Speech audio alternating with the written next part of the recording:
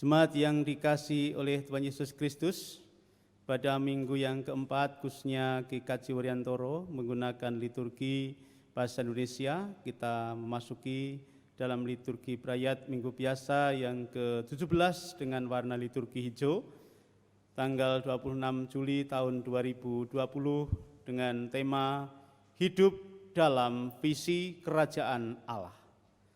Kita memasuki hening sejenak. Cukup, kami undang untuk bangkit berdiri. Panggilan beribadah. Saudara yang dikasihi Tuhan, hari ini adalah Minggu Biasa ke-17. Semoga melalui ibadah ini kita beroleh peneguhan Allah untuk hidup dalam visi kerajaan Allah. Sekali lagi kita hening sejenak. Cukup, kita memasuki votum dan salam.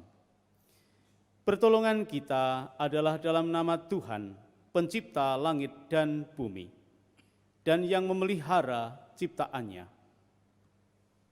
Kasih karunia dan damai sejahtera dari Allah Bapa dan Tuhan Yesus Kristus ada pada saudara sekalian. Amin.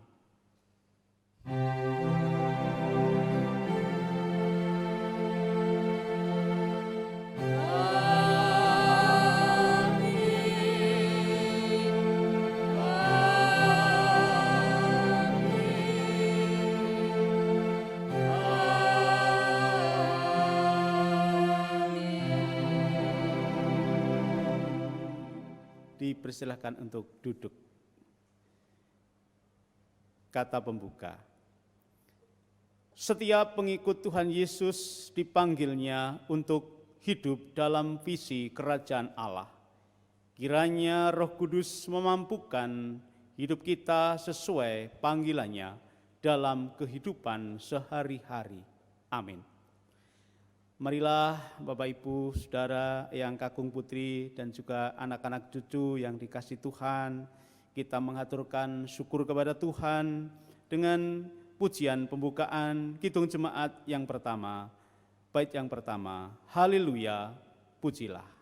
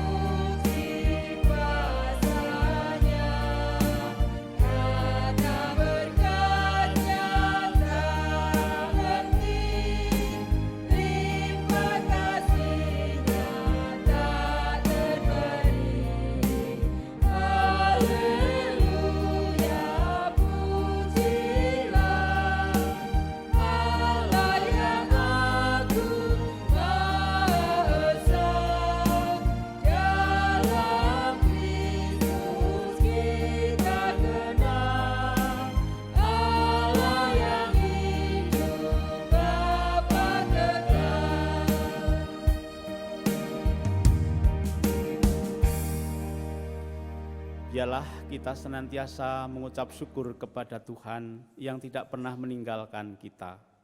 Kita terima hukum kasih di dalam Injil Matius pasal yang ke-22 ayat 37 sampai dengan yang ke-40 demikian. Kasihilah Tuhan Allahmu dengan segenap hatimu dan dengan segenap jiwamu dan dengan segenap akal budimu. Itulah hukum yang terutama dan yang pertama. Dan hukum yang kedua yang sama dengan itu ialah, kasihilah sesamamu manusia seperti dirimu sendiri. Pada kedua hukum inilah tergantung seluruh hukum Taurat dan kitab para nabi. Amin. Jemaat yang dikasihi oleh Tuhan Yesus Kristus, kalau kita meneliti di dalam kehidupan kita, dalam batin yang dalam, kita menyadari, kita mengakui tidak bisa melakukan kedua hukum ini, baik mengasihi Tuhan dan sesama dengan sepenuhnya. Oleh sebab itu, marilah kita mengaturkan kidung penyesalan, kidung jemaat 40, bait yang pertama, ajaib benar anugerah.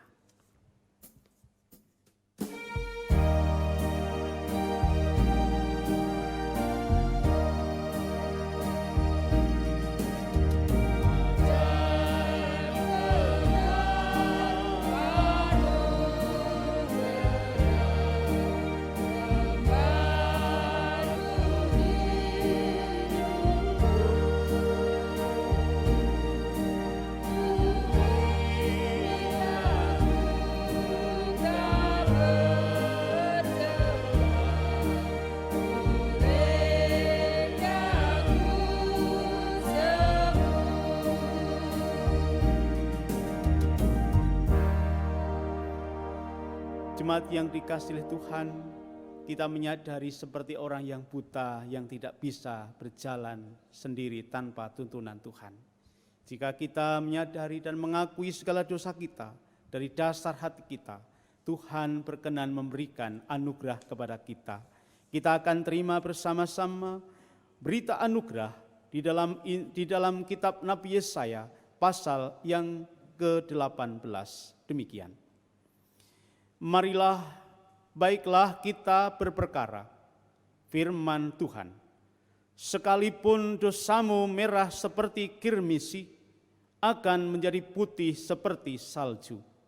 Sekalipun berwarna merah seperti kain kesumba, akan menjadi putih seperti bulu domba. Syukur kepada Allah di dalam Tuhan Yesus Kristus yang membersihkan segala dosa dan kesalahan kita. Pada saat ini, supaya kita hidup di dalam anugerah Tuhan, Tuhan berkenan memberikan petunjuk hidup baru. Di dalam Yesaya pasal yang pertama, ayat yang ke-19, yang demikian. Jika kamu menurut dan mau mendengar, maka kamu akan memakan hasil baik dari negeri itu. Marilah kita bersama-sama mau mendengar firman Tuhan, terlebih mau menurut akan firman Tuhan. Kita akan memakan hasil dari negeri ini. Itulah pemeliharaan Tuhan.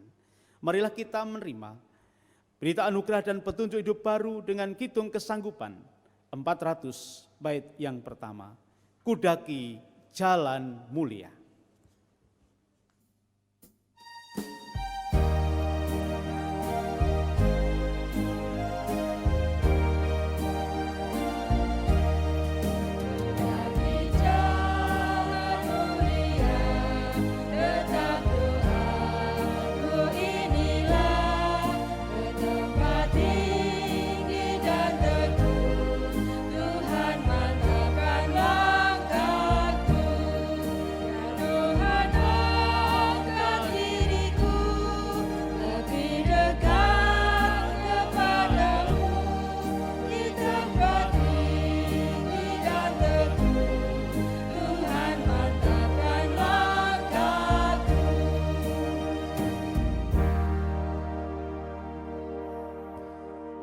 Syukur kepada Tuhan yang selalu memantapkan di dalam kehidupan kita.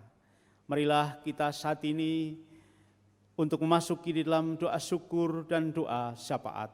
Mari saya hantarkan. Bapa kami yang di sorga, yang kami kenal di dalam nama Tuhan kami Yesus Kristus, yang telah mengumpulkan kami kembali di dalam kehidupan kami, di dalam keluarga kami masing-masing. Terima kasih Tuhan, pada minggu yang terakhir pada bulan Juli ini, kami boleh bersekutu kembali untuk mengucap syukur kepadamu atas pemeliharaan Tuhan selama kehidupan kami sampai pada saat ini. Ya Tuhan, biarlah segala ucapan syukur kami, Engkau sendiri yang menyertai, sehingga senantiasa berkenan di hadapan-Mu. Pada saat ini Tuhan, kami masih merindukan anugerah Tuhan, penyertaan Tuhan di dalam keluarga kami masing-masing. Terkhusus di masa pandemi virus corona, kami masih merasakan pergumulan yang luar biasa hari demi hari boleh kami lalui. Biarlah kami tetap percaya bahwa Engkau tidak pernah meninggalkan kami, keluarga kami, jemaat Tuhan dimanapun berada. Oleh sebab itu kami menyerahkan sepenuhnya ke dalam kuat kuasa tangan Tuhan. Engkau yang memelihara baik jasmani terlebih rohani kami. Engkau yang mencukupi semua kebutuhan kami. Biarlah kami tetap tidak khawatir dan tidak takut menghadapi semuanya ini, karena Engkau menyertai kami. Berkatilah mulai anak-anak yang masih kecil, remaja pemuda, juga Bapak Ibu, Eyang Kakung Putri, dimanapun berada, Tuhan Kau menyertai. Baik di Pulau Jawa, di luar Jawa, bahkan di luar negeri. Tuhan menyertai, Tuhan memelihara, karena Engkau adalah Bapa kami, Allah kami yang tidak pernah meninggalkan kami. Tuhan yang sakit, kiranya Engkau jamah satu persatu, Tuhan sembuhkan. Terkhusus untuk Bapak Wasiman yang dalam proses pemulihan, Bapak Suliman, Tuhan juga berkenan memulihkan. Juga Eyang Kakung Putri dalam masa kesepuhan, sekalipun kondisi tubuh ini lemah, namun Engkau tetap menguatkan. Untuk Bapak Priyadi, untuk Ibu Tugirin, untuk Ibu Endang Sukati, begitu juga untuk Eyang Salim, Eyang Broto, begitu juga untuk Ibu Marni, begitu juga untuk Bapak atau Eyang Kromo, begitu juga untuk Eyang Kakung Putri dimanapun berada yang tidak kami sebutkan satu persatu. Terlebih-lebih Tuhan yang dalam kondisi virus corona, ada juga jemaat ataupun juga masyarakat yang terpapar virus corona, yang harus diisolasi, yang harus dikarantina, yang juga merasakan kehilangan. Oh Tuhan, Engkau yang memberikan penghiburan, kekuatan. Terlebih-lebih garda terdepan, baik itu juru rawat, dokter, dan tenaga medis, dan semuanya Tuhan, Engkau berkenan memberikan pertolongan. Terkhusus yang terpapar virus corona, keluarganya, dan semuanya Tuhan memberikan kekuatan dan penghiburan. Juga dampak dari virus corona, baik dampak ekonomi, pendidikan, kesehatan, dan juga seluruh bangsa dan negara kami, bahkan dunia merasakan. Tuhan tolong pemerintah, berikan hikmat, berikan pertolongan untuk dapat menyelesaikan persoalan yang begitu luar biasa hanya karena campur tangan Tuhan. Hanya karena anugerah-Mu Tuhan, kami boleh mendapatkan pertolongan. Terlebih-lebih, biarlah kami merasakan campur tangan Tuhan untuk kami lebih dekat kepadamu, karena kehidupan kami manusia yang berdosa membutuhkan pertolongan Tuhan di dalam Yesus Kristus. Terlebih-lebih jemaat Tuhan di GKJ Wuryantoro dan mungkin di jemaat yang lain pada minggu yang akan datang ataupun pada bulan Agustus, kami akan bersama-sama merasakan, yaitu untuk memperingati kematian, kebangkitan Tuhan Yesus, yaitu untuk perjamuan kudus. Kiranya Tuhan tolong kesengsaraan dan kematian Tuhan Yesus untuk menebus dosa dan kesalahan kami. Tuhan mempersiapkan hati dan pikiran kami untuk kemuliaan nama-Mu. Berkatilah Tuhan kehidupan kami, keluarga kami serahkan ke dalam kuat kuasa tangan-Mu. Juga jemaat dan masyarakat, keluarga kami yang membutuhkan pertolongan, Tuhan berkenan menyertai. Terkhusus yang merindukan diberkati di dalam kehidupan membangun rumah tangga, yaitu Mas Aan dan Mbak Mayang. Pada tanggal 8 Agustus nanti, Tuhan tolong agar semuanya dapat berjalan dengan lancar. Engkau yang menyertai, yang memberkati, Engkau hadir, sehingga semuanya mendapatkan anugerah Tuhan. Begitu juga Tuhan, di dalam setiap kehidupan kami, rencana kami serahkan ke dalam kuat kuasa tangan Tuhan. Kami juga berdoa untuk kami, tim liturgi ataupun tim hore GKJ Wuryantoro khususnya, Tuhan juga memberkati. Juga untuk tim media, multimedia di Klasis yang akan dibentuk, Tuhan juga berkati, sehingga berguna bagi kehidupan jemaat Tuhan khususnya di Klasis Wonogiri. Kami percayakan ke dalam kuat kuasa tangan Tuhan. Begitu juga bagaimana kami boleh menjadi berkat bagi masyarakat dan bangsa dan negara kami. Kami serahkan ke dalam kuat kuasa tangan Tuhan. Para majelis gereja Tuhan juga berkati. Eyang Pendito Pujo Susanto dan keluarga Tuhan berkati. Begitu juga pribadi lepas pribadi Tuhan berkati. Tuhan, kami rindu di dalam ibadah ini Tuhan hadir, Tuhan memberkati, sehingga kami mendapatkan anugerah daripada Tuhan. Kami serahkan dari awal pertengahan sampai akhir ke dalam kuat kuasa tangan Tuhan. Hanya di dalam nama Tuhan kami Yesus Kristus, kami mengucap syukur dan kami sambut berkat-berkat daripada Tuhan. Haleluya. Amin. Puji Tuhan, jemaat yang dikasihi Tuhan, pada saat ini kita bersama-sama untuk mengaturkan persembahan, karena Tuhan telah memberikan berkat yang luar biasa buat kita. Adapun ayat nats yang kita renungkan adalah di dalam Malayaki pasal yang ketiga, ayat yang ke-10 yang demikian. Bawalah seluruh persembahan persepuluhan itu ke dalam rumah perbendaharaan, supaya ada persediaan makanan di rumahku, dan ujilah aku, firman Tuhan semesta alam. Apakah aku tidak membukakan bagimu tingkap-tingkap langit dan mencurahkan berkat kepadamu sampai berkelimpahan?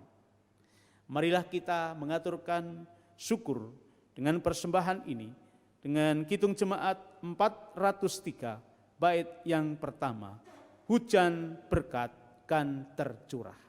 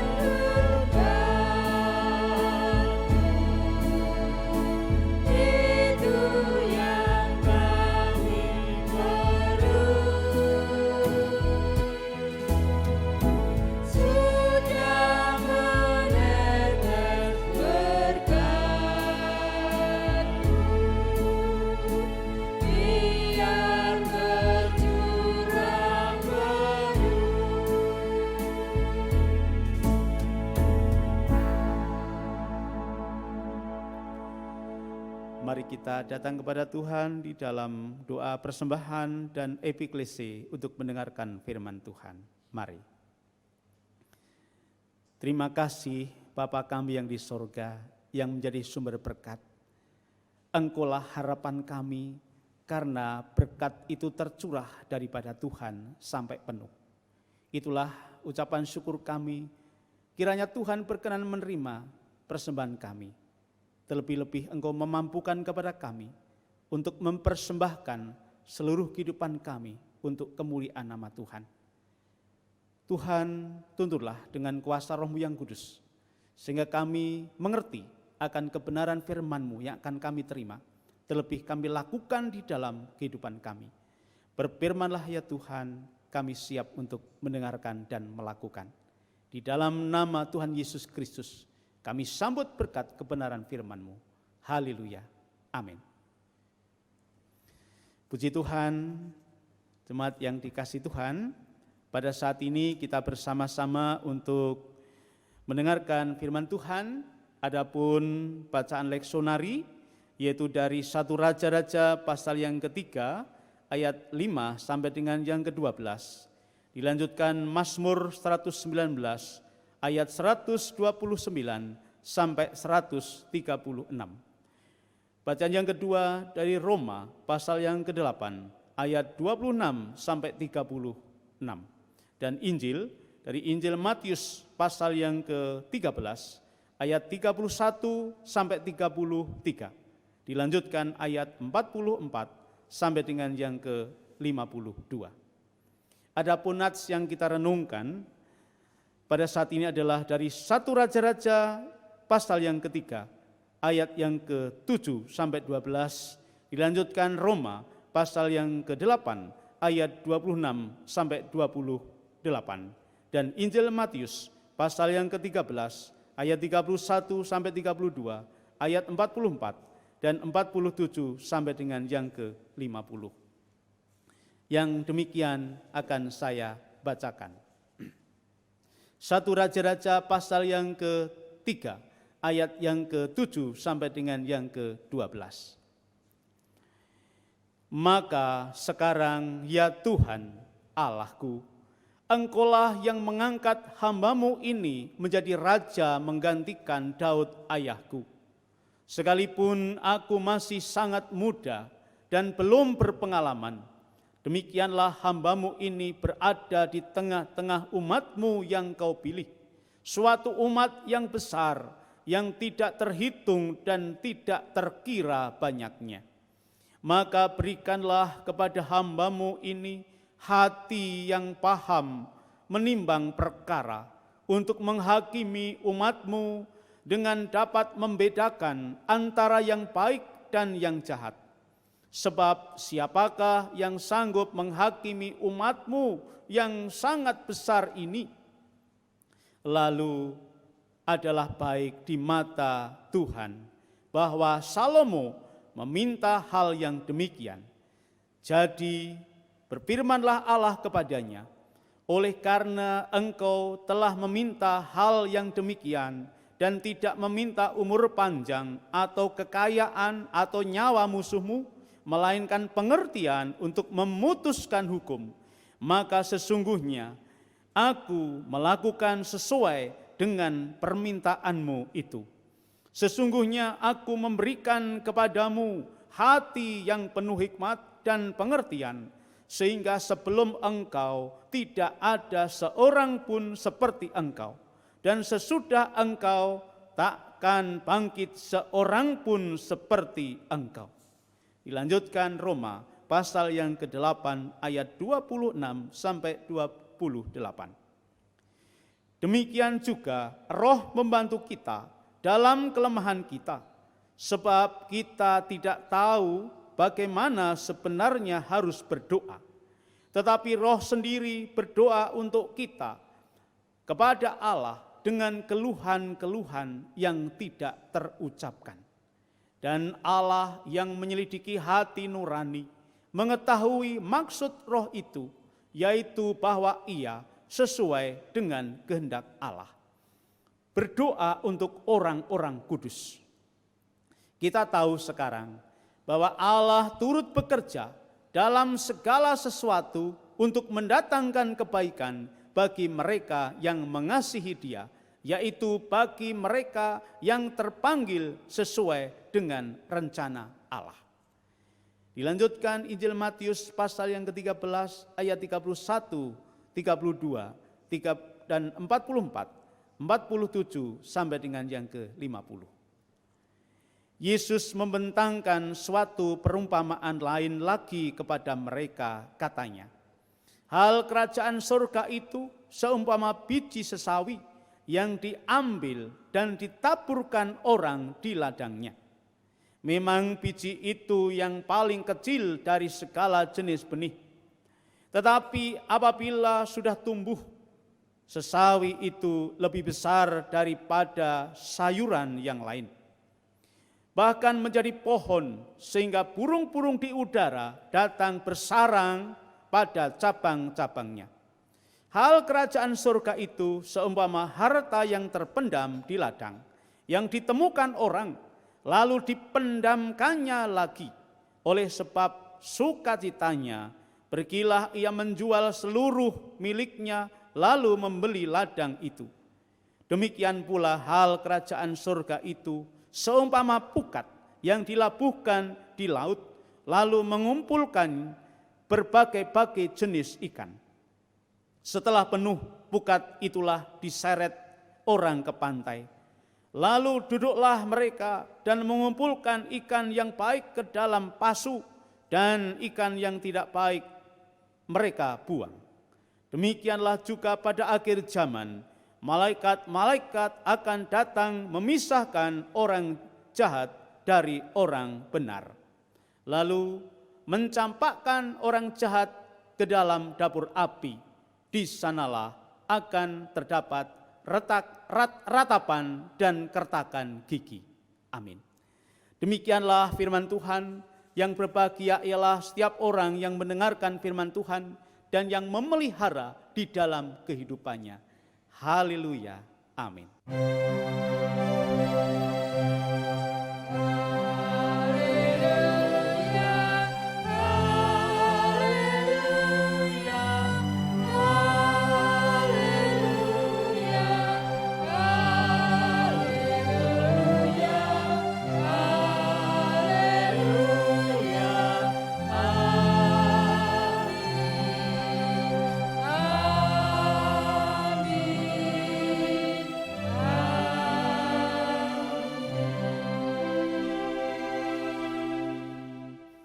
Puji Tuhan, Shalom, Eyang Kakung Putri, Bapak Ibu, remaja pemuda, anak-anak ataupun cucu semuanya, bagaimana kabarnya? Semoga semuanya sehat, hidup dalam limpahan anugerah kasih Tuhan Yesus Kristus. Amin. Pada saat ini, minggu yang terakhir di bulan Juli, dengan memakai bahasa Indonesia khususnya di GKJ Wuryantoro, dan pada saat ini dengan tema hidup dalam visi kerajaan Allah. Sekali lagi, hidup dalam visi kerajaan Allah. Bapak, Ibu, dan saudara yang dikasihi Tuhan, anak-anak yang dikasihi Tuhan, suatu ketika saat sedang berada di puncak prestasinya, yaitu seorang petinju yang terkenal di Indonesia, siapa dia? Yaitu bernama Chris John. Chris John didatangi penggemarnya dengan penuh antusias. Penggemarnya itu berkata, Chris John, Anda ini sungguh beruntung. Hanya adegan bertinju di ring selama beberapa menit saja, Anda dapat meraup bayaran yang sangat tinggi. Wah, kelihatannya membanggakan. Chris John termenung dengan mendengar kata-kata itu. Ia membatin. Inilah penyakit orang zaman sekarang. Memang hanya senang melihat, tetapi malas memperhatikan proses. Sekali lagi, proses. Penggemar itu tidak mau tahu sejak masih belia, Chris John sudah menempa dirinya dengan latihan-latihan fisik yang sungguh amat berat. Dulu ketika masih remaja, saat kawan-kawan seusianya sibuk bermain, di siang hari yang sangat terik, Chris John sibuk berpeluh, lari mengitari alun-alun kota Banjarnegara. Bertahun-tahun hari-harinya dihabiskan untuk berlatih tinju, sehingga ia menjadi petinju tangguh dan puncaknya menjadi juara dunia. Luar biasa. Bapak, Ibu, saudara yang dikasihi Tuhan, orang zaman sekarang hanya terjebak dalam budaya berpikir pragmatis dan instan. Semua hal ingin diraih dengan mudah dan cepat. Mereka enggan menempuh proses yang panjang dan melelahkan. Ingin cepat kaya, lalu korupsi.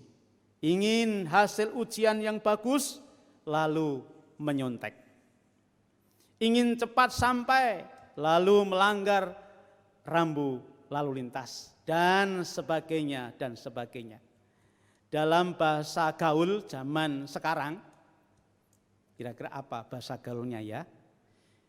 Inginnya kecil dimanja, muda berpoya-poya, tua kaya raya, kalau mati masuk surga. Apa benar ini seperti ini? Mari kita renungkan. Memang manusia kadang menghadapi godaan untuk segera mendapatkan kesuksesan. Salomo pun pernah memiliki peluang untuk itu. Dalam bacaan pertama dikisahkan bahwa ketika sedang mempersembahkan korban di Gibeon, suatu persembahan luar biasa, mempersembahkan lembu.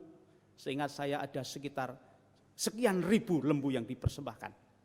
Lalu Allah menjumpai Salomo dalam mimpi dan berfirman dalam 1 Raja-Raja pasal yang ketiga ayat yang kelima, mintalah apa yang hendak kuberikan kepadamu. Wah, luar biasa tawaran daripada Tuhan. Salomo memohon kepada Allah agar diberikan hikmat supaya dapat menjadi hakim yang adil bagi umat Allah. Hakim yang mengerti hukum sehingga dapat membedakan manakah yang benar dan mana yang jahat di hadapan Allah. 1 Raja-Raja pasal yang ketiga ayat yang ke-9. Permohonan Salomo ini sangat istimewa karena biasanya orang muda suka berpikir yang pragmatis dan instan dengan mencari kesenangan bagi dirinya sendiri. Seperti kekayaan, kekuasaan, dan umur panjang. Bagaimana? Sebagai seorang muda, Salomo bisa memutuskan hal yang baik di mata Allah seperti itu? Pertama, Salomo telah mencatat dalam pengalaman dan pengamatannya bahwa di masa lalu Allah telah melimpahkan kasih setia kepada Daud ayahnya dan sekarang menduduki sebagai raja. 1 Raja-Raja pasalnya keempat ayat 6 sampai dengan yang ke-7a. Yang kedua, sekarang sebagai raja, Salomo menyadari dirinya itu masih muda dan belum berpengalaman. 1 Raja-Raja pasal yang ketiga ayat yang ke-7b. Yang ketiga, Salomo mengetahui bahwa tantangan tugasnya di masa depan sebagai raja yang harus membawa keadilan bagi rakyatnya yang amat banyak itu sangatlah berat. Di dalam 1 Raja-Raja pasal yang ketiga ayat 8 sampai dengan yang ke-9. Salomo memohon kepada Tuhan yaitu hikmat.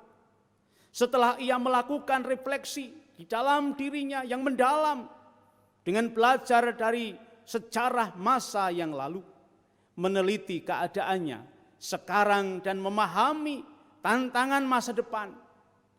Melalui semuanya itu, Salomo ditolong untuk tidak hanya mengarahkan permohonannya untuk kesenangan dirinya sendiri sekarang ini, tidak. Tetapi terutama untuk masa depan bagi bangsanya yang besar itu. Tidak berlebihan bila disimpulkan bahwa permohonan Salomo itu visioner bagi bangsanya. Luar biasa. Allah memandang permohonan Salomo sebagai hal yang baik. Sehingga Allah memberikan apa yang dimohon oleh Salomo. Salomo menjadi raja yang sangat bijaksana. Bahkan di muka bumi ini belum pernah ada dan tidak akan pernah ada raja yang melampaui hikmat Salomo. Melalui kisah Salomo kita belajar, kita juga diajar untuk tidak mengambil keputusan dalam hidup berdasarkan hal-hal yang sifatnya pragmatis dan instan, yang hanya cepat. Siap Bapak Ibu Saudara? Bagaimana? Mari, kita setiap orang percaya harus hidup berdasarkan visi kerajaan Allah seperti dalam tema. Tidak hanya mengejar kesenangan pribadi yang hanya sesaat, tetapi melihat masa depan yang lebih besar. Dengan demikian, keberadaan orang percaya dapat menjadi berkat dengan menginspirasi orang banyak melalui teladan kebaikan dan taat kepada firman Tuhan. Jemaat yang dikasihi Tuhan, apakah hidup berdasarkan visi kerajaan Allah itu mudah? Tentu jawabannya tidak mudah. Sebab itu berarti melawan arus dunia. Tetapi jangan takut, sebab Allah tidak membiarkan orang percaya itu sendirian seorang diri. Surat Roma pasal yang ke-8, Rasul Paulus menegaskan bahwa usaha untuk hidup dalam kebenaran dengan menuruti keinginan roh. Orang percaya tidak berupaya sendiri. Rasul Paulus menulis dalam Roma pasal yang ke-8 ayat yang ke-28. Kita tahu sekarang bahwa Allah turut bekerja dalam segala sesuatu untuk mendatangkan kebaikan bagi mereka yang mengasihi Dia, yaitu bagi mereka yang terpanggil sesuai dengan rencana Allah. Salah satu dari wujud dari penyertaan dan pekerjaan Allah bagi orang percaya adalah bahwa Roh Kudus, Roh Allah membantu kita dalam kelemahan kita, yaitu dengan mendoakan kita.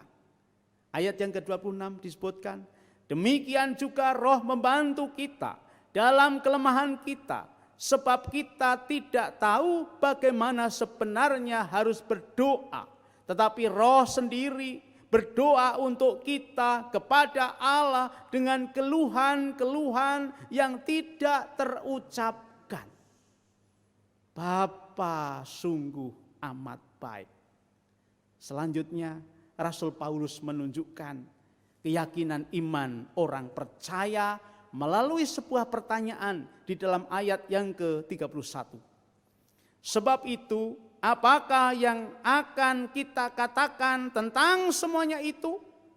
Jika Allah di pihak kita, siapakah yang akan melawan kita? Jawabnya tentu tidak ada. Jemaat yang dikasihi Tuhan, Bapak Ibu Saudara yang dikasihi Tuhan, Rasul Paulus menguatkan jemaat di Roma bahwa Allah berada di pihak kita dan turut bekerja dalam segala sesuatu untuk mendatangkan kebaikan bagi kita. Namun itu bukan berarti orang percaya boleh hidup hanya ongkang-ongkang kaki. Karena semua telah dikerjakan Allah, tidak demikian. Paulus mengatakan, ayat yang ke-29, sebab semua orang yang dipilihnya dari semula, mereka juga ditentukannya dari semula untuk menjadi serupa dengan gambaran anaknya, supaya ia anaknya itu menjadi yang sulung di antara banyak saudara. Jika dikatakan menjadi serupa dengan gambaran anaknya, itu berarti setiap orang percaya harus hidup dengan berpikir, berperasaan, berbicara, dan bertindak seperti Tuhan Yesus. Seperti Tuhan Yesus. Yaitu taat dan setia melakukan kehendak Allah. Kehendak Tuhan. Bukan perlu bersedia menanggung penderitaan dan memberikan nyawa. Bahkan Tuhan Yesus atau kita juga siap untuk bersedia menanggung penderitaan dan memberikan nyawa. Sama sekali tidak ada kesempatan bagi pikiran pragmatis dan instan. Mari kita tanamkan dalam hati kita, jangan hanya kita pragmatis dan instan. Siap Bapak Ibu Saudara semuanya? Siap diproses? Ini yang dirindukan. Jemaat yang dikasihi Tuhan, kadang sebagai orang percaya kita merasa gamang untuk hidup menurut visi kerajaan Allah. Kita merasa hanya merupakan bagian kecil dari dunia. Apakah yang kecil ini punya dampak bagi dunia? Hal ini sering membuat kita kendor dalam iman.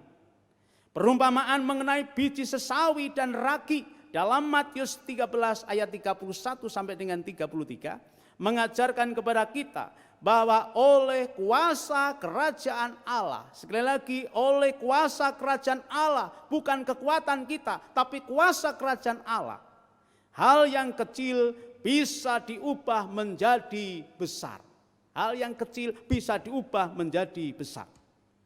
Mengajarkan kepada kita bahwa oleh kuasa kerajaan Allah, hal yang kecil bisa diubah menjadi besar. Biji sesawi yang sangat kecil apabila sudah tumbuh dapat menjadi pohon, bahkan burung-burung itu bersarang di atasnya. Luar biasa, Bapak Ibu Saudara yang dikasihi Tuhan. Maka mari kita memulai perkara kecil, tetap semangat. Demikian pula dengan ragi yang hanya sedikit dapat mengkamerkan seluruh adonan. Itu juga yang luar biasa. Sekalipun tidak terlihat, namun itu nyata. Oleh sebab itu, mari kita hidup dalam visi kerajaan Allah. Yang dilakukan orang percaya, mungkin tampaknya kecil saja, tetapi percayalah, kuasa kerajaan Allah akan mengubahkan menjadi sesuatu yang berdampak besar bagi dunia ini. Cara hidup orang percaya yang demikian itu akan menginspirasi dan menjadi berkat bagi keluarga, masyarakat, bangsa dan negara, bahkan dunia ini. Lagi pula jika kita sudah menemukan yang paling berharga di dalam hidup kita, apakah kita tidak berjuang dengan mengorbankan segala sesuatu untuk memilikinya? Roh Kudus menuntun kita untuk hidup di dalam visi kerajaan Allah dan menjadi berkat bagi banyak orang. Semuanya adalah untuk kemuliaan Tuhan. Tuhan memberkati. Amin. Jemaat yang dikasihi Tuhan, marilah kita bersama-sama untuk hening sejenak setelah kita mendengarkan kebenaran firman Tuhan. Mari kita hening sejenak.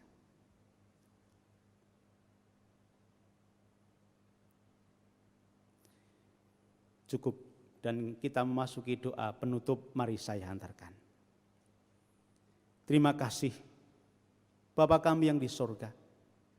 Pada minggu yang terakhir ini, di bulan Juli ini, Tuhan memberikan inspirasi yang luar biasa.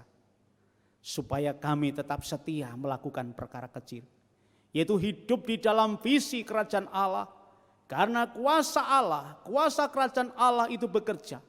Dan kelihatannya sederhana, tetapi itu berdampak luar biasa. Bukan kekuatan kami, tetapi kekuatan Allah. Oh Tuhan, tolonglah di masa pandemi virus corona, kami boleh menjadi berkat bagi banyak orang. Kami menantikan tuntunan pimpinan Roh-Mu yang kudus. Kami akan melanjutkan perjalanan kehidupan kami. Tuhan menyertai dan memberkati, sehingga kami boleh berdampak yang positif bagi banyak orang.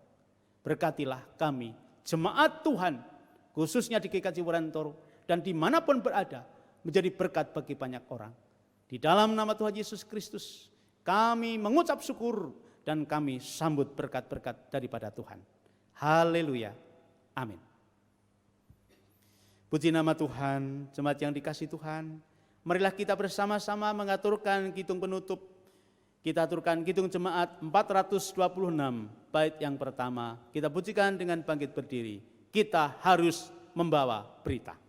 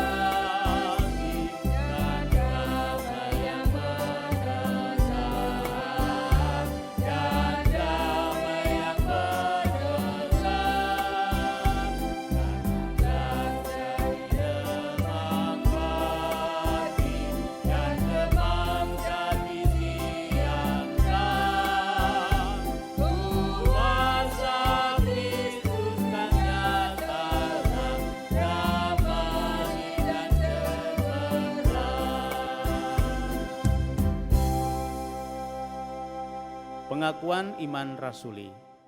Bersama umat Tuhan di sepanjang abad dan tempat, marilah kita mengucapkan pengakuan iman kita menurut pengakuan iman rasuli.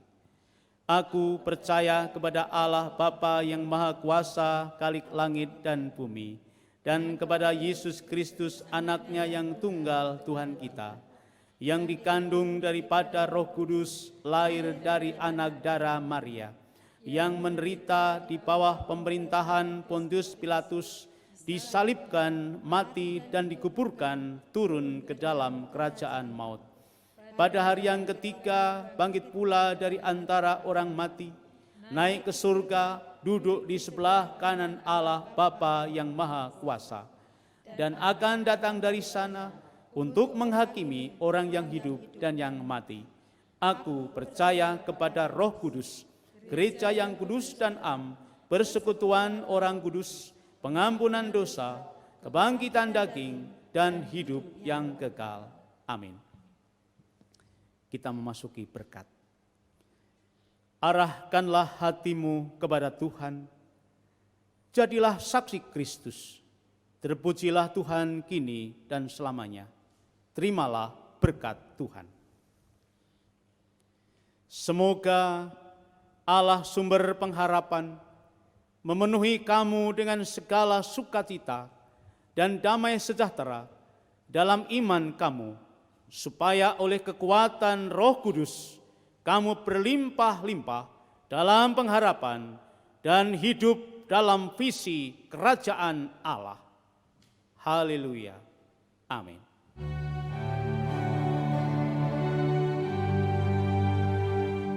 Haleluya.